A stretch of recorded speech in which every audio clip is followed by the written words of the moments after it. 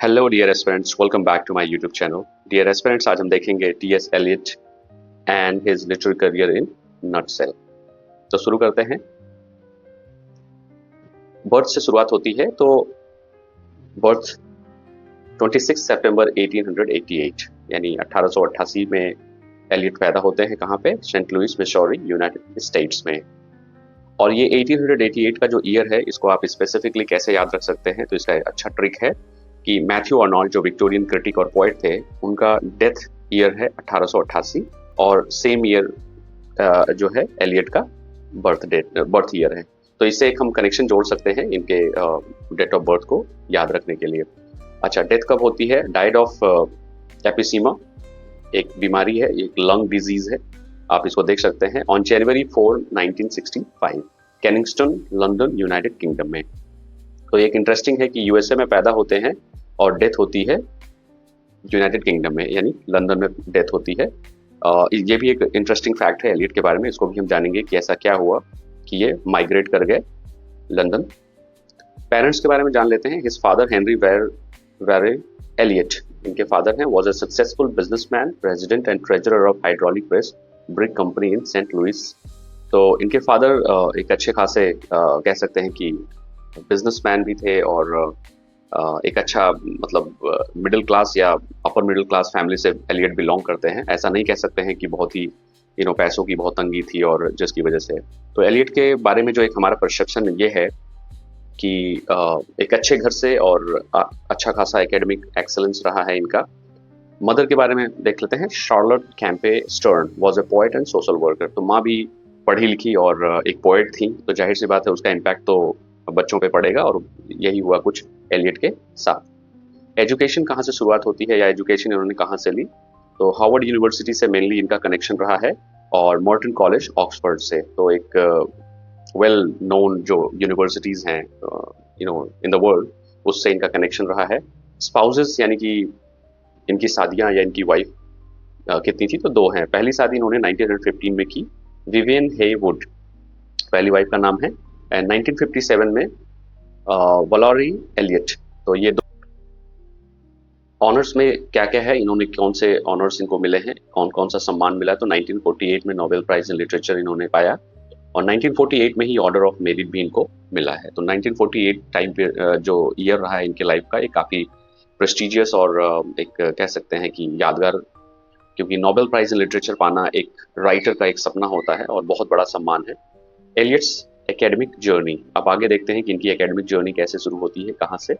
From 1898 to 1905 यानी 1898 से 1905 के बीच में क्या क्या इन्होंने किया? तो he attended Smith academy where he studies including Latin, ancient Greek, French and German। तो ये टाइम पीरियड काफ़ी फ्रूटफुल टाइम पीरियड इनके लिए रहा है। स्मिथ एकेडमी ज्वाइन करके इन्होंने इतनी भाषाओं के बारे में सीखा। 1900 ही won a gold medal for Latin. तो अब ये देखना है कि 1900 में जो टाइम ईयर रहा है, इसमें इन्होंने गोल्ड मेडल जीता लैटिन में। He began to write poetry, अब उन्होंने एक पोएम लिखना कैसे शुरू किया? He began to write poetry when he was 14, यानी जब 14 साल के हुए तो इन्होंने पोइट्री लिखना शुरू किया। Under the influence of Edward Fitzgerald's Rubaiyat of Omar Khayyam, a translation of poetry of Omar Khayyam. अब एलियट्स फर्स्ट पब्लिश्ड पोएम, यानी पहली उनकी पब्लिश पोएम कौन सी थी, ये भी जानना जरूरी है, क्योंकि हम उनकी लाइफ जर्नी और एकेडमिक करियर के बारे में जान रहे हैं। तो एलियट की जो पहली पब्लिश पोएम थी, a fable of feaster for feaster, was written as a school exercise. जैसे स्कूलों में होता है, पोइम कॉम्पिटिशन होते हैं, शॉर्ट स्टोरी कॉम्पिटिशन होती है मैगजीन के लिए, वैसे ही इन्होंने इसकी अपनी जर्नी शुरू की। वॉज पब्लिश इन 1905, यानी ये पब्लिश होती है 1905 में, इनकी पहली पब्लिश जो पोएम थी। Eliot also publish 3 short stories, और उन्होंने 3 शॉर्ट स्टोरीज भी 1905 में पब्लिश की। वो कौन कौन सी हैं? Birds of praise, a tale of a whale, the man who was king. ये 3 शॉर्ट स्टोरीज भी इन्होंने 1905 में पब्लिश की।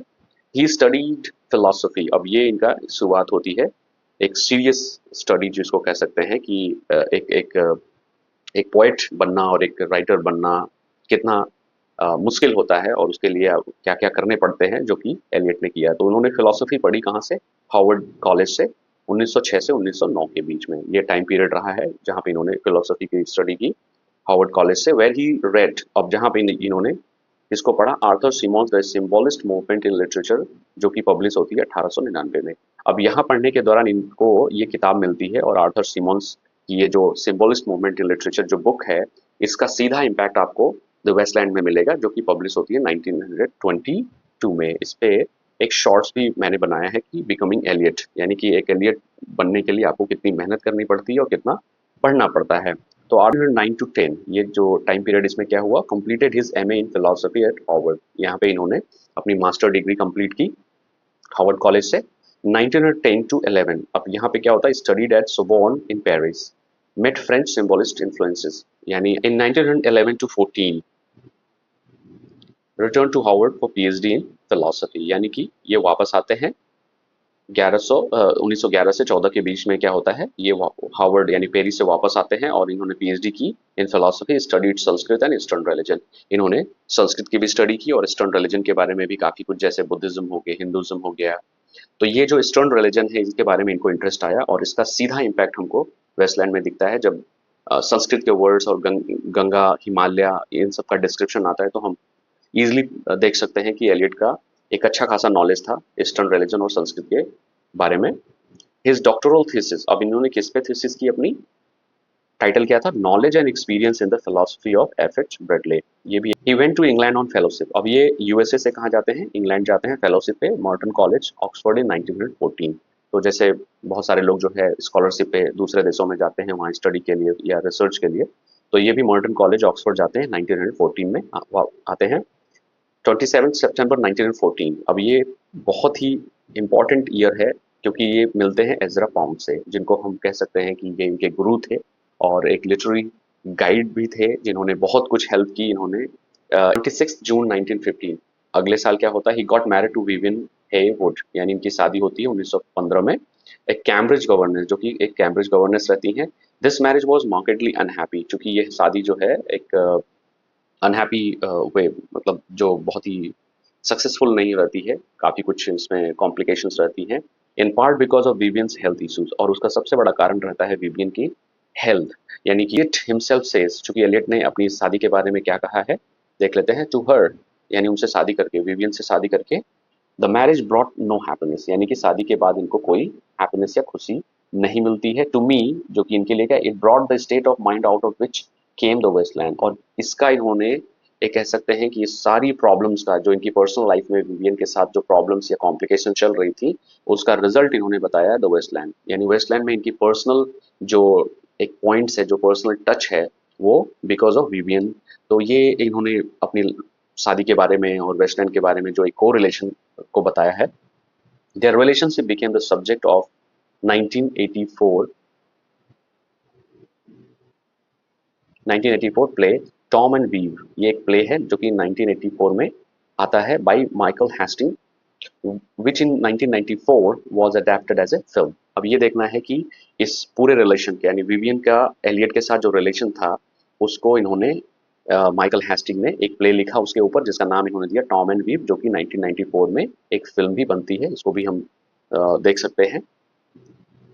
इन 1915, 1915 में क्या होता है? 15 में ये the love song of J Alfred टूटॉप, एक वेल नोन और पहली इनकी फेमस पोएम मानी जाती है, जो कि 1915 में आती है।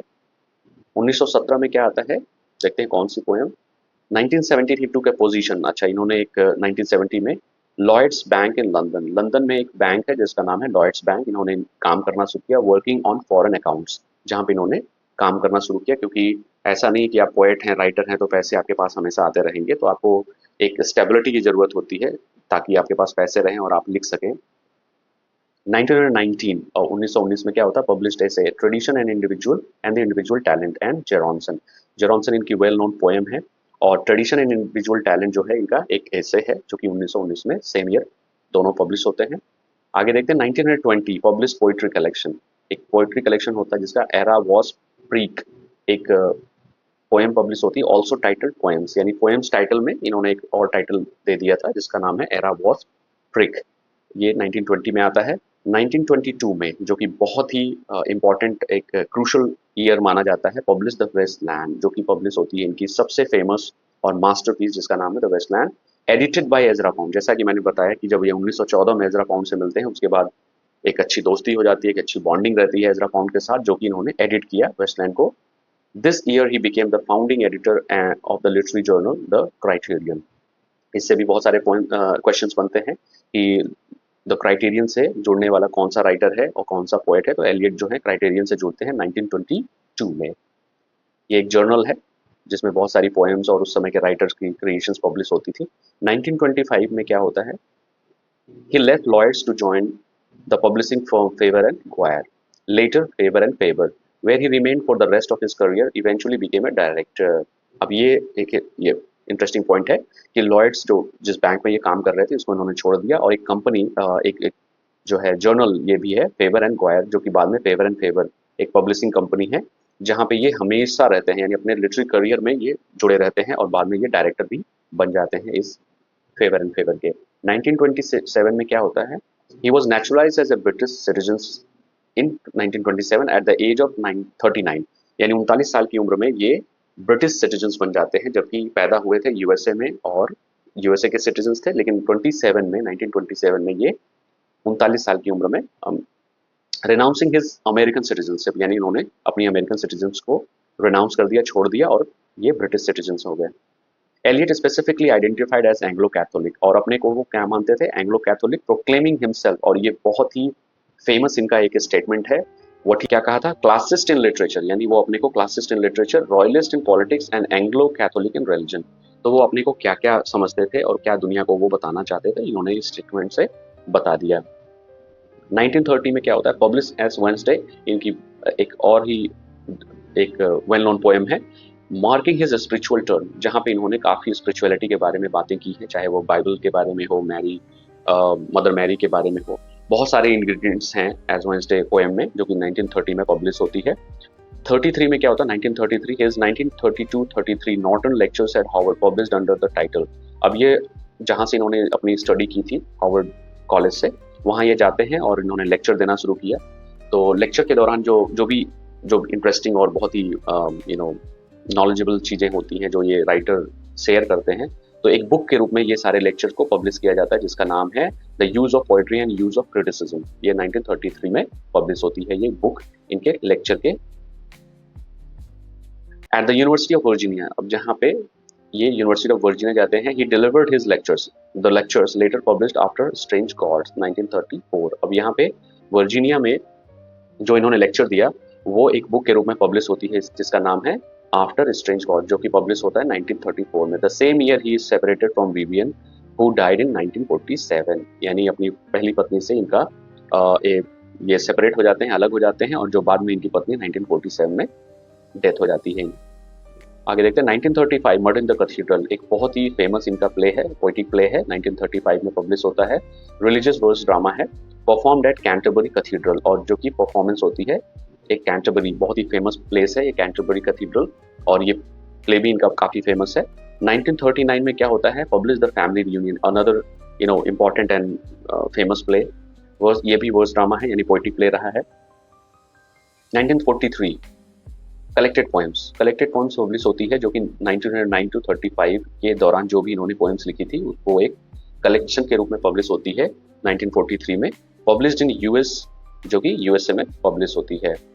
1948 एक बहुत ही इंपॉर्टेंट ईयर है इनके लिए, क्योंकि he was awarded the Nobel prize in literature, जो कि इनको नोबेल प्राइज इन लिटरेचर मिलता है लिटरेचर के लिए, for his outstanding pioneering contribution to the present day poetry, जो कि 1957 at the age of 68 Eliot married Esme Valerie Fletcher, यानी इनकी दूसरी शादी होती है 1957 में 68 साल की उम्र में, 68 ईयर्स के एज में, who was 30, यानी इनकी जो पत्नी थी वो 30 साल की थी, his secretary at Faber and Faber since August 1949, यानी कि फेवर एंड फेवर में वो काम करती थी और 1949 से जो इन्होंने इनकी दूसरी पत्नी बनी।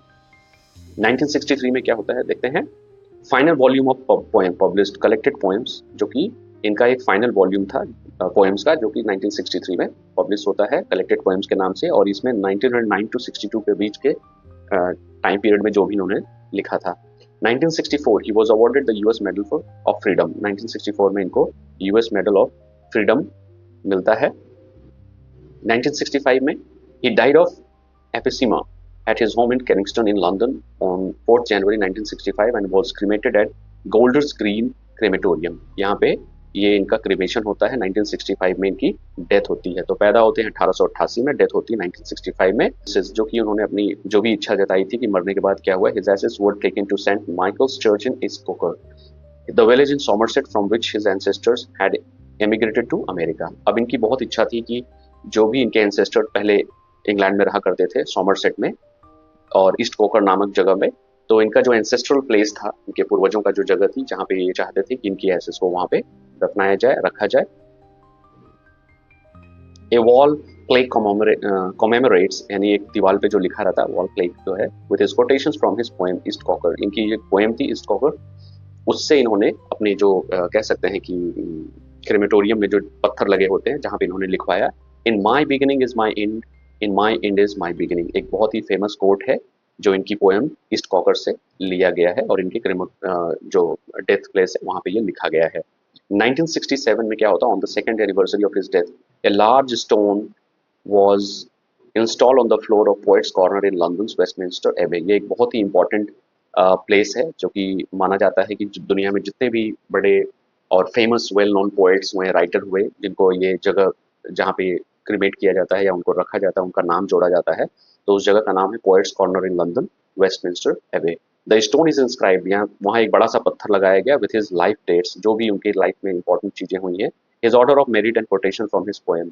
तो उस बड़े से पत्थर पे जो लिटिल गिडिंग इनकी एक फेमस पोएम है, वहां से इन्होंने लाइन ली और उस बड़े से पत्थर में क्या लिखा, the communication of the dead is tongued with fire beyond the language of the living.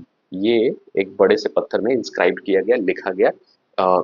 तो ये इनकी लाइफ का एक एंडिंग था जो कि हमने देखा। तो आई होप कि आपको एलियट के बारे में नटसेल में जो भी इंफॉर्मेशन मैंने प्रोवाइड की काफ़ी हेल्पफुल होगी।